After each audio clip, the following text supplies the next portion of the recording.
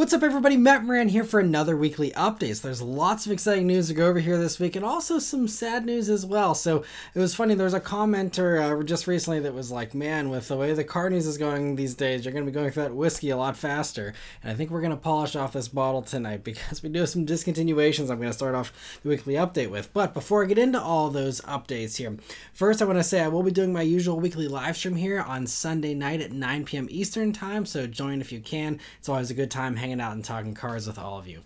But yes, getting into the news here this week, the first few stories here will all require drinks in one way or another. So first off, Automotive News here is claiming that the Nissan Altima is getting discontinued here as soon as 2025, and that it won't be getting a successor. So this isn't just like a generation going away and a new one coming. The Altima name is supposedly dying after, many decades of being around. So they don't cite any sources for this information, but they do say that supposedly Automotive News is saying that it's because of an electric sedan that's supposedly arriving in 2026. Nissan has confirmed this, basically saying there's going to be some new stuff in 2026. They already confirmed that a new factory, the one that's going to be taken over, it's currently building the Titan for the last year or so here, and then once that goes away, these it'll get tooled up for these new vehicles. It'll be an Infiniti and a Nissan sedan supposedly. So that's most likely what's going to be happening here, and I guess Nissan's just giving up on the gasoline segment altogether as far as sedans goes. Now, officially, Autoblog asked Nissan about this in the other, news here, and they said that they are continuing to invest in the sedan segment, and that as we accelerate towards realizing Nissan's Ambition 2030 vision, we have many exciting plans in development, but we don't have anything to share at this time. So back whenever they recently, a few months ago, announced that the Maxima was going away here after this model year, there was some rumors and suggestions even from Nissan that the Maxima name could come back, and that is most likely going to be what the electric Nissan sedan will be called. And Maxima, sounds a lot more like an electric sedan than Altima does.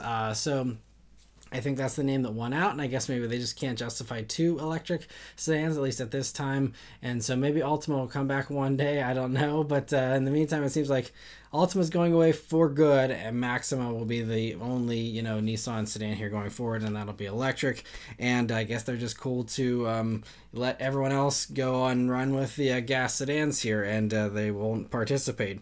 So kind of crazy. I mean, the Altima was never a top seller, but I actually found a lot to like with the new little refresh here. I just tested it a few months back, and again, still not best in segment or anything, but I think it's a really solid value, especially if you can get a good deal on one. They're really nice. They're really plush inside, good tech, decent looks, good power and all that. And so yeah, kind of a shame. So while it's not official yet, I'm going to start the drink and the cheers tonight here with the Altima. And, just a vehicle that, again, I'm a 90s kid, just going back to, them being so popular way back then. I don't have much whiskey here. This bottle is officially done here after all the news here we've been going through here recently. But we'll finish it off here. So we'll say cheers to the Altima for a great run. Again, not official just yet, but seems like the writing's on the wall here. Seems like a pretty safe bet. So cheers to the Altima. But that's not the only surprising sedan death here. It's crazy. This stuff keeps surprising us week after week here. Just last week, there was a bunch of other surprises.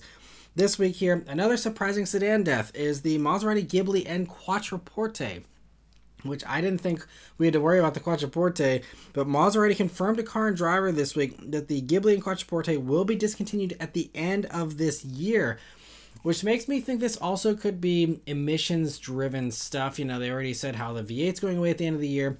That makes sense, but they also confirmed that basically this twin-turbo Ferrari V6 that, they've had in the other lower versions, that is also going to be going away, I'm guessing because of the emissions stuff. And so anyway, what they've said here is that, they're essentially not going to have a sedan here in the meantime, which is crazy because I think it's maybe the first time Maserati hasn't had a sedan, at least in the 21st century. I mean, they've always had one, and going back decades and decades. I don't know my Maserati history well enough, but it's been a long time. And so while it sounds like the Ghibli will definitely not be coming back, it does sound like, according to Autocar, the Quattroporte will be coming back for the 2025 model year, potentially as a four-door Gran Turismo, essentially, which is a safe bet. I could see that happening for sure. They say it'll likely mirror the same powertrains as the Gran Turismo, meaning you'll have your choice of the new twin-turbo V6 or the electric version with a full Jore, I'm guessing, just be the same kind of thing there. But that would still mean officially no more V8 Quattroporte, which again we probably assumed was going to be the case. But that seems like it's official now. Quattroporte is going away for this generation. The V8's going away, and it's going to be a new era for Maserati here. So that might not be all the changes though either, because Car and Driver also says they believe that the Levante is also going to be discontinued here after the 2024 model year. With Car and Driver, supposedly they say that's just something, I don't know if that was something they kind of heard off the record from Maserati or what. This one doesn't seem very likely. It's not as old as the Ghibli and the Quattroporte either, and it's got to be their best seller currently, so I'm not sure why, unless again this one's also transitioning over to a new generation. But as far as I've heard, I haven't seen any spy shots of any kind of new Levante or anything like that. The Grecale is just now showing up at dealers here as the new smaller one, but it just seems kind of crazy there. But according to the reason why I think Car and Driver is thinking this is they asked Maserati, and Maserati responded by saying that they will update Car and Driver when those details are available. So I think it's a kind of a confirmation, but not really. It's not the canned response of we don't talk about future stuff or no comment. So I don't know. It just seems kind of crazy to abandon this normal midsize SUV segment. But that could be the case here. We shall see, what the shakeup is going to be here at Maserati and what ends up happening. But even if Levante and Quattroporte do come back, it sounds like Ghibli is gone for good, and that is sad because, all these current Maseratis, I think they were really underappreciated. Yes, again, they probably weren't the best in their segments, but they were different, they were unique for someone who didn't want to have another BMW M product or another AMG Mercedes. You had some really cool stuff here. I reviewed a tuned Ghibli, actually, that was really fast and really fun several years ago. I've driven the Quattroporte with that twin-turbo V8. It's fantastic. The Levante with the GTS version with that twin-turbo V8, fantastic, from Ferrari. So good. I was fortunate enough to drive all of those. They're amazing vehicles. It'll be really sad to see all of them go. So cheers to the awesome Maserati lineup as we know it, essentially, and especially the Ghibli in particular, that it seems like it's never coming back. We will see how it plays out for Maserati, but cheers to some great Maserati products. And the Munich Auto Show has happened this past week here, and there's lots of debuts to cover. Many of them happened really early this week, so I apologize if some of this stuff is a little late for some of you who stay up on this a little more than everyone else, and this is old news by Friday. But the one fun thing for enthusiasts here is that the Mini Cooper and Countryman debuted, and those are the first ones I'll be covering here, and I'll cover those in a minute. But the bigger news from Mini here was that, and this also requires a drink, is that Mini confirmed to Top Gear magazine this past week here that we won't have a manual, unfortunately. No manual transmission Mini Cooper, which again, we kind of saw coming. We knew this was going to be happening with, Mini transitioning over to everything being electric eventually and all of that. But, just still the fact that it is an actual reality that is happening here after the 2024 model year runs its course is just, again, really sad. And also, like, the manual with the Mini was really like a signature thing for it. And it's also kind of crazy because they just opened their Mini manual driving school in California. Like, they announced it last fall, and it just started having classes here in early 2023. So it's not even a year old. And it's like, why even bother doing this if you know that you're not going to have manuals around much longer? Sure, it's great that a handful of new people potentially have learned manual, I guess, but is it worth all that trouble? Just, that seems like an odd decision. Like, who approved that in the first place? But anyway, that is the way it's going. So It's just, again, another sad thing. Manual minis are a lot of fun. I had a manual R56 Cooper S for about 6 months. It was a ton of fun while it worked. Unfortunately, it didn't work very often. That's why I got rid of it after 6 months. But I love that little thing nonetheless. It was just a fantastic, fun little thing. And the new minis, I'm sure, will be fun, no doubt. But, you know, just you miss something with that manual, as any manual lover knows. So cheers to the manual transmission Mini Cooper. Just, again, another toast I did not want to give ever. But here we are. And so go grab one of those 2024s while you can. That's going to be the last run of them here. I don't know how long they're building those for, or how long you can order one for. But if you can track one down or order one and you've been on the fence about it, go for it and enjoy them while we can. So cheers to the manual Mini. But for those who don't mind an automatic or an electric Mini, Mini just debuted the 2025 Cooper here this week, and we have all the details on it now. So we had many teasers previously that have already shown the exterior and the interior, and so I'll link in the description my coverage of the new interior from a few weeks ago, so I'm not repeating myself here. But I'll just add that I think the styling inside and out looks great, and it's a nice evolution in my opinion. And it's actually slightly shorter than the last generation as well, which is a nice change from this trend of ever-growing vehicles. The wheelbase and the track both have grown though for better handling and ride quality. And mechanically, while they did confirm that a regular gas-powered Cooper and Cooper S will come eventually, they only revealed the electric versions here this week. And so they also added that a John Cooper Works version will be electric this time. So you can also say goodbye to a gas-powered John Cooper Works. Even if it would be an automatic, you know, now it's going to be electric only, which I'm sure will be fun and fine in its own way. But again, just another, you know, souped up Mini that you can't even, you know, get in the gas version anymore as well. So cheers to the John Cooper Works as well. So anyway, there's no specs here for the gas ones still, but my guess is there'll be carryovers. As for those electric ones, though, there's two to pick from now, a regular Cooper E and an SE. So the base one still does a respectable 184 horsepower and 214 pound-feet of torque and a 7.3 second 0 to 62 mile per hour time. It uses a 40.7 kilowatt-hour battery for 190 miles of range on the E0W LTP test cycle. EPA ratings, of course, will be much lower. And the SE version goes up to 218 horsepower and 243 pound-feet of torque, which provides a 6.7 second 0 to 62 mile per hour time. It runs a 54.2 kilowatt-hour battery, and it's rated for 250 WLTP miles. Charge times are greatly improved from the very slow 50 kilowatt speed of the old car to now 75 kilowatts for the E and 95 kilowatts for the SE, which might not sound like much, but with the batteries and these minis being so small, they say that a 10% to 80% charge can happen in under 30 minutes now, which is, you know, pretty decent. And they'll be built in China and will begin arriving sometime next year, and there's no pricing for those yet, but cool to see that. And I think, again, all the bad news aside, I think otherwise, you know, it's a really nice improvement. The other big Mini debut here in Munich was the 2025 Countryman, and big is an accurate description for the Countryman as well, which has gotten 5.1 inches longer, 2.4 inches taller, and almost an inch wider than the old one. I think it looks pretty cool, but let me know your thoughts on it in the comments below. Inside, it copies most of the same elements from the Cooper, including most of the dashboard, other than those unique air vents. But like the Cooper, a head-up display will be available for those who don't want to solely rely on that center screen to see their speed. And speaking of speed, the Countryman will also be offered in gas and electric versions, and will continue with regular and S versions on the gas side, but Mini once again hasn't said anything about those yet, as far as, aside from just confirming that the engines will be updated and more powerful, but we don't have any specs for the gas ones yet. But for the electric ones here, there will be an E and an SE all-4 model.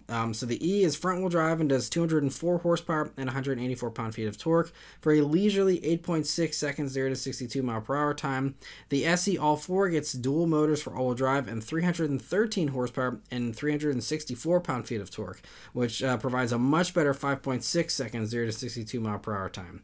They both get a 64.7 kilowatt-hour battery that does 287 miles in the E and 269 miles in the SE on the WLTP test, which is again going to be a lot less here once we get them for the EPA numbers. They'll do a rather average 130 kilowatt charge rate for a 10% to 80% charge in under 30 minutes.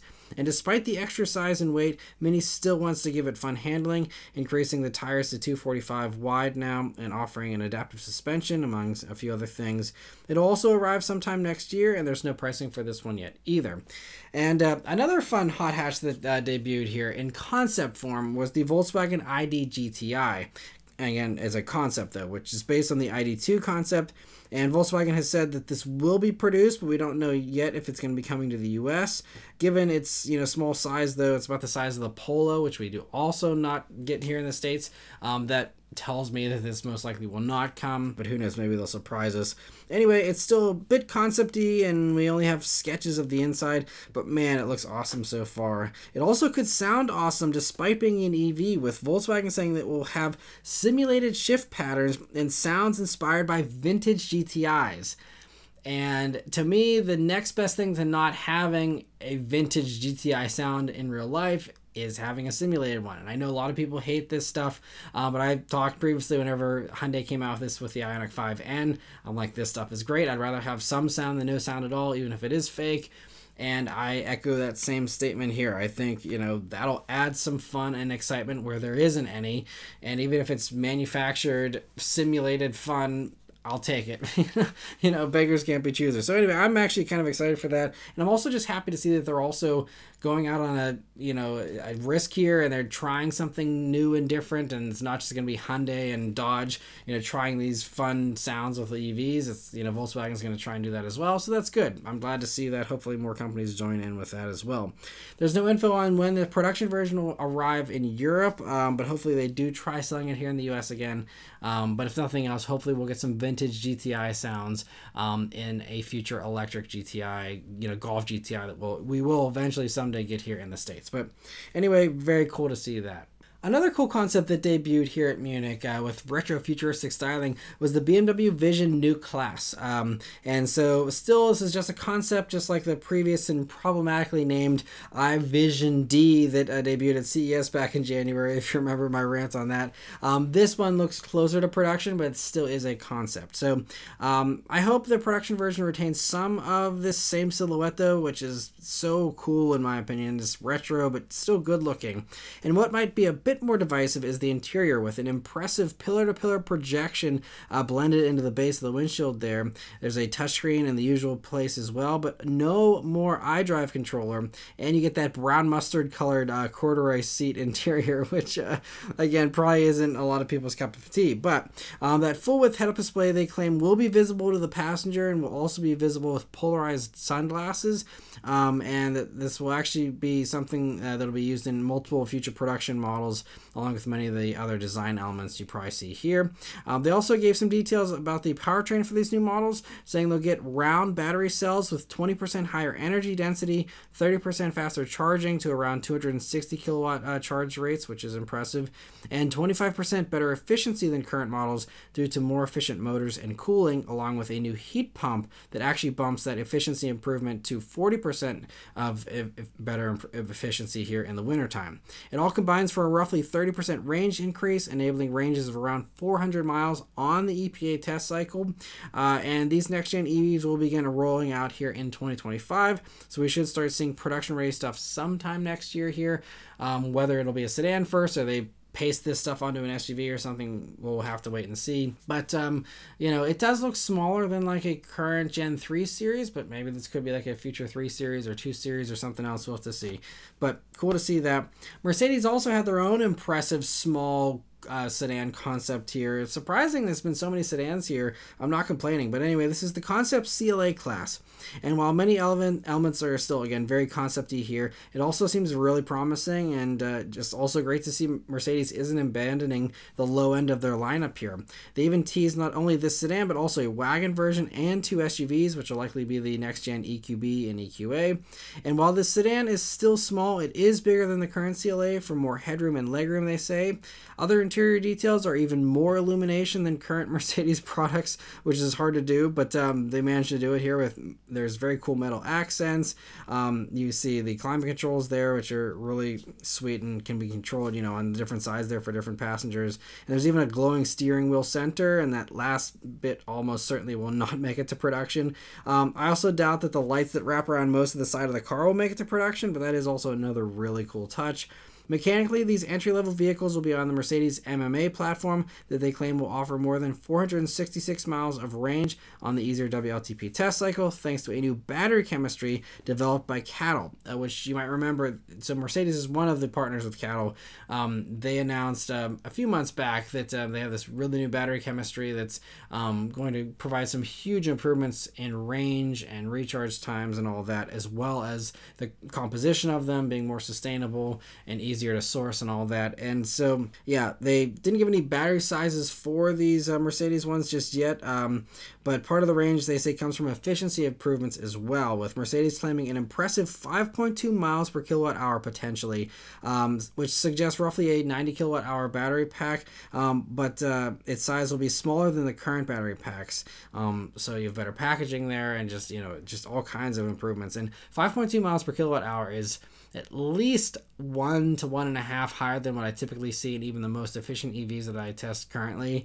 So I mean, that is really, really well done. It also will be an 800 volt system allowing 250 kilowatt charging for 248 miles of range in 15 minutes. The electric motor will do roughly 235 horsepower and run through a 2-speed transmission. And there's no timeline given for the production versions, but I assume we'll start to see more of this here next year, especially since the CLA is pretty dated at this point, and the GLB, GLA, and A-Class are already on their mid-cycle refresh, so they only have, maybe 2 years tops to go for even those.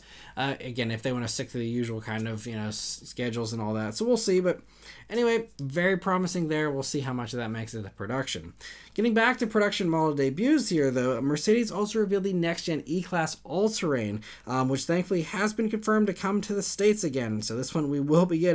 It's building upon the new E-Class that was revealed earlier this year, and the All-Terrain here follows the same formula as the last one, where it gets an adaptive air suspension with an off-road mode to provide some extra ground clearance, and changes the behavior of the standard 4MATIC all-wheel drive system. It also gets the unique wheels, plastic cladding, and more black plastic on the front and the back bumpers as well. It gets the 3-liter turbo inline 6 and mild hybrid combo for a total of 375 horsepower and 369 pound-feet of torque, along with a 4.6 second 0 to 60 time. Inside, you get all the nice new stuff that the regular 2024 E-Class provides, and isn't really too unique aside from just being the only way to get the wagon E-Class here in the States, which gives you all that extra versatility there in the back. And it will arrive at US dealers here sometime early next year, they say. But getting back to cool-looking sedans here, Lotus has revealed the 2025 Emeya this week. So it shares this platform and powertrain with the Electra SUV, meaning up to 905 horsepower and 727 pound-feet of torque for the sportiest Electra R version. So the Emeya R is what we'll get for the sedan here. And it also gets a 2-speed transmission, so really trying to compete with the Taycans and all that. This will provide a 0 to 62 mile per hour time of less than 2.8 seconds, but interestingly, only a top speed of 159 miles per hour, which I feel like the Taycan is much higher, but, again, how many people actually go that fast? But it'll run a 102 kilowatt hour battery, and while range ratings weren't ready yet, Lotus does say it should be similar to the Electra, which does between 260 miles and 315 miles, depending on the version. I'm assuming this having better aerodynamics will be a little bit higher, but we'll see.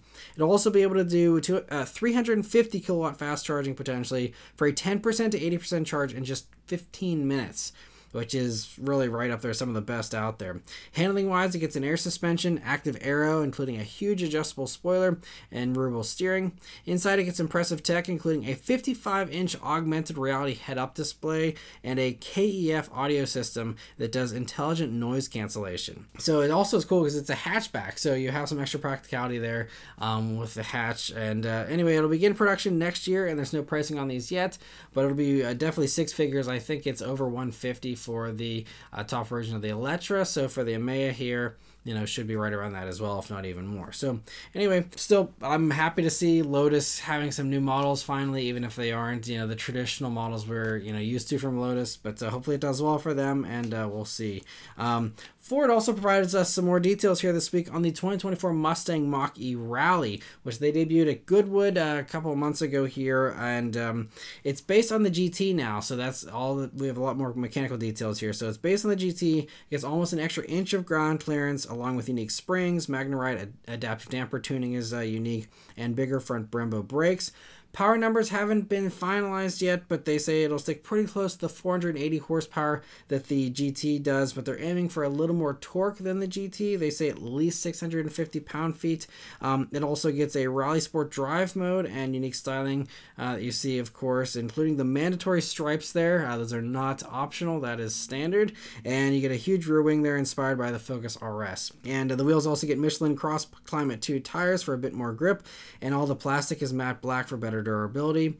There's also extra armor under the car to protect the motors. And so yes, they didn't give any kind of range ratings, but I'm assuming with the lift and the tires and everything else, it'll definitely be lower range than even the GT, which isn't fantastic. So expect this to not be super impressive as far as that goes. They also say it's going to start around $65,000, which is a few grand more than a GT starts at. Obviously, again, you have a little bit more performance. And so, yes, this will be an interesting experiment. They said this was just an idea like a year ago, and it was this fast-track thing that ended up happening. I don't know. I mean, I think it's really bold, and we will see if it seems like they're going after Focus RS buyers. Are Focus RS buyers going to be interested in this? Will Mach-E buyers be interested in this? I don't know. I mean, they'll put it out there. We'll see what happens. It'll be very interesting to follow the success or lack thereof of this one. We'll see how that one does. But anyway, yeah, it'll be arriving sometime next year. So interesting to see that.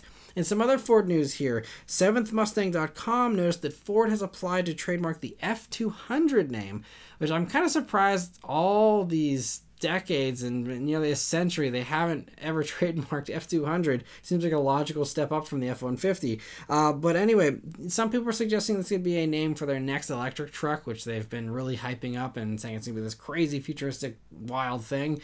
But I just feel like F200 might not also do a vehicle that insanely huge service. It might be kind of a disservice to just call it the F200. So I don't know. There's also some speculation this could even just be like a new truck just in general. It could be an electric version of like a Ranger or something. Who knows what they're going to do. We'll have to wait and see if they ever use the name in general. But the rumors suggest that this new electric truck is going to be coming next year.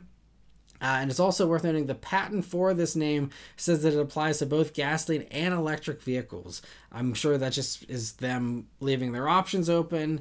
But this could even just be a fourth truck line that gets an electric and a gas version. And I don't know if it's something smaller than a Maverick or if they want to, do something else. Who knows? But anyway, interesting to hear that, and we'll see what ends up happening with that. But also, moving on here, we have a few quick updates from Volkswagen Group, so I'll get through these ones quickly. The first one, though, is the ID.4 gets some nice improvements here for the 2024 model year. So one of the biggest ones is that it gets a new screen and software from the ID.7 now, meaning a 12.9-inch touchscreen, and it finally has illuminated touch sliders, so that's nice. Unfortunately, that only comes on the bigger 82 kilowatt-hour battery versions. The smaller battery versions still keep the old screen for some reason and don't get those illuminated sliders. But it does get the new software at least, so that's a minor win. The other big improvement is in the power department. So it gets the stronger motors from the ID.7, with the rear-wheel drive versions going from 201 horsepower all the way up to 282 horsepower now, which is a really big improvement there. The all-wheel drive versions get a smaller but still substantial bump of 35 horsepower, from 295 horsepower to now 330 horsepower. And they don't have any updated range estimates yet, but they say that a range should be increased, surprisingly, despite the extra power. So, I'm not sure how they managed to do that. I guess they're just really more efficient with those motors. But anyway, they'll be starting production in Tennessee by the end of the year, and it'll still be eligible for the tax credit as a result. So, great to hear that. One Volkswagen that did debut in Munich that we won't be getting here in the States is the new Passat. Unfortunately, we won't be getting it here. It'll be offered exclusively as a wagon, which is probably part of why we're not getting it here in the States. So anyway, it's longer and wider and now rides on the MQB Evo platform. It amazingly offers 2 regular gas engines, 2 mild hybrid gas engine options, 2 plug-in hybrid options, and 3 different diesels. And I won't bother covering all these powertrains here, but one thing noteworthy is that there's going to be a 300 horsepower turbo 4-cylinder Passat R that will be offered, which really is like salt in the wound. Like, not only do you not get the Passat and you don't get the awesome wagon Passat, but you also don't get the awesome R version for everyone who wants a more practical Golf R. Yeah. So anyway, inside it gets standard digital gauges and that new 12.9-inch touchscreen. It'll go on sale in Europe early next year. So just great to see the Passat name living on. You know, I know here in the States it's been killed off, but I had assumed that it was going to get killed off all over the world, but thankfully the name is continuing on, and that's great to see.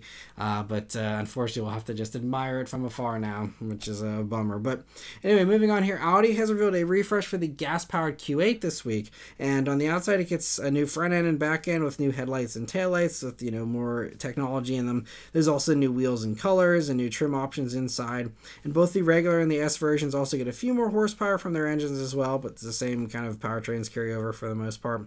They're going on sale now in Europe, and chances are we'll get all the same improvements for the US version sometime next year, but they haven't finalized all that just yet. Another quick bit of Audi news here is that they just revealed the interior of the Q6 E-Tron. It was already partially revealed a few months back when they showed us a very thinly camouflaged vehicle that a bunch of journalists actually got to drive.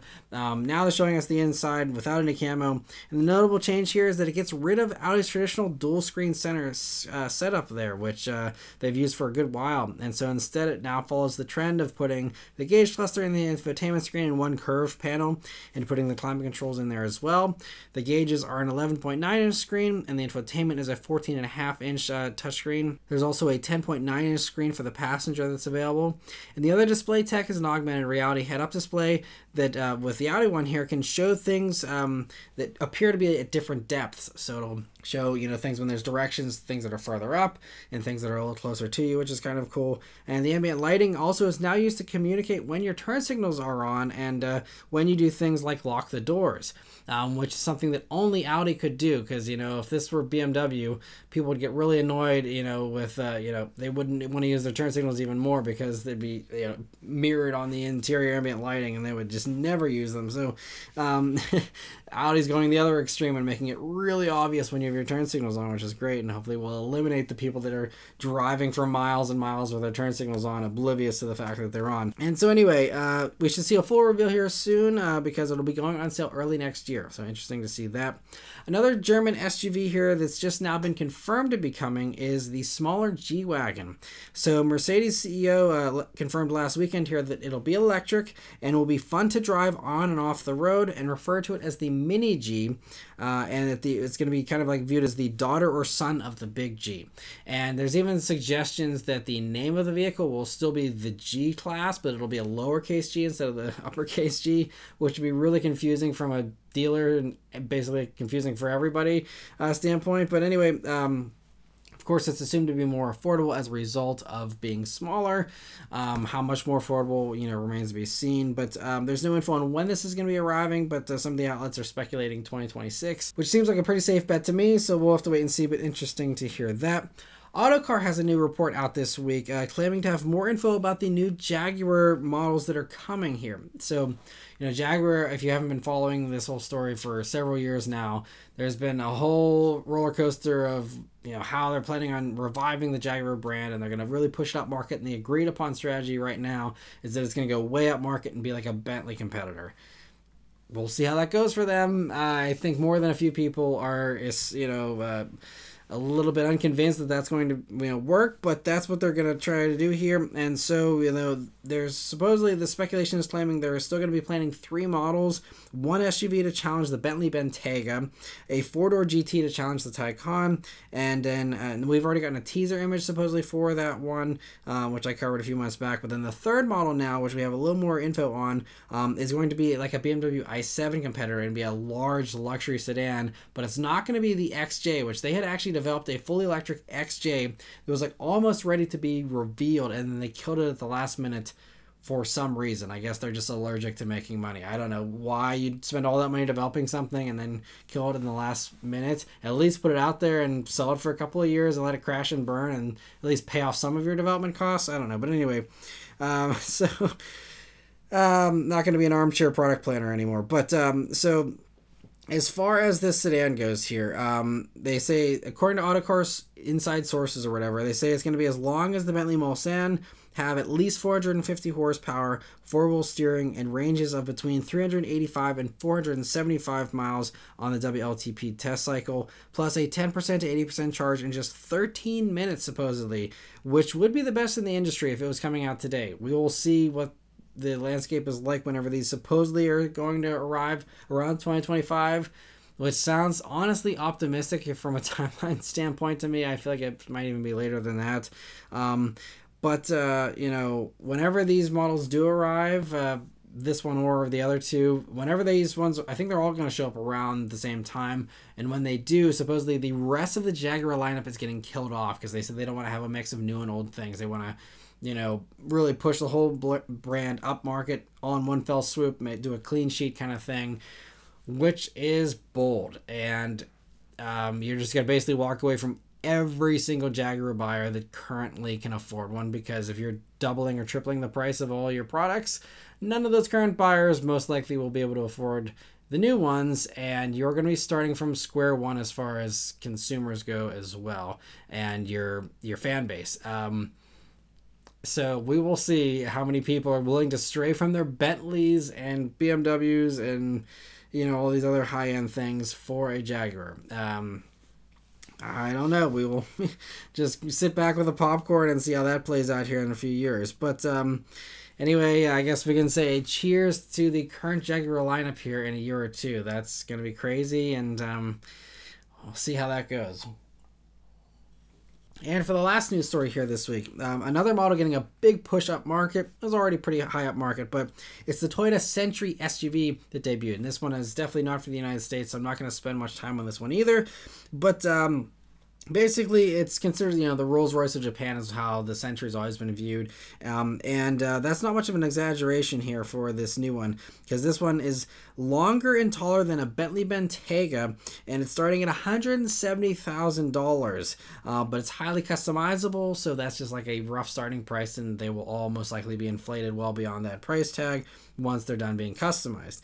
Inside, it gets a four-seater setup with all the luxury features you'd expect there in the back, and it runs a 3.5-liter V6 combined with a plug-in hybrid setup, but we don't have any specs for it yet. It'll also get four-wheel steering and even a rear comfort drive mode that they say assists braking control to suppress jolts when the vehicle comes to a halt, which both should make the chauffeur's life much easier, which is very nice of them to do. So it's on sale now, so all the chauffeurs in Japan can, you know, hope that their clients put in an order for this thing, because it sounds like it'll be a much better experience for them to drive. But anyway, lastly, I want to thank all of you that are members of the Maran Motoring Club. So we did have several new members that were able to rejoin here, thanks to the very generous gifts by Kyle and John L. this past week in the live stream. We did also have one new member that was able to join thanks to those membership gifts as well. So I want to give a special thank you and shout out here to Kevin Garcia Rodriguez. Thanks for joining the live stream and becoming a member. I hope you enjoy all the perks here of being a member, and I look forward to hopefully talking with you and all the other members that get priority answering here in this next live stream coming up. And for anyone else that would like to join, there's always join buttons here on the video page, on the channel page, as well as links in the description. But cheers to John, Kyle, Kevin, and all the members for your support. I really appreciate it. But anyway, thank you all very much for watching. Please let me know your thoughts on all the stuff in the comments below. Please also leave a like and subscribe to keep these videos coming, and I'll see you guys in the next one. Take care.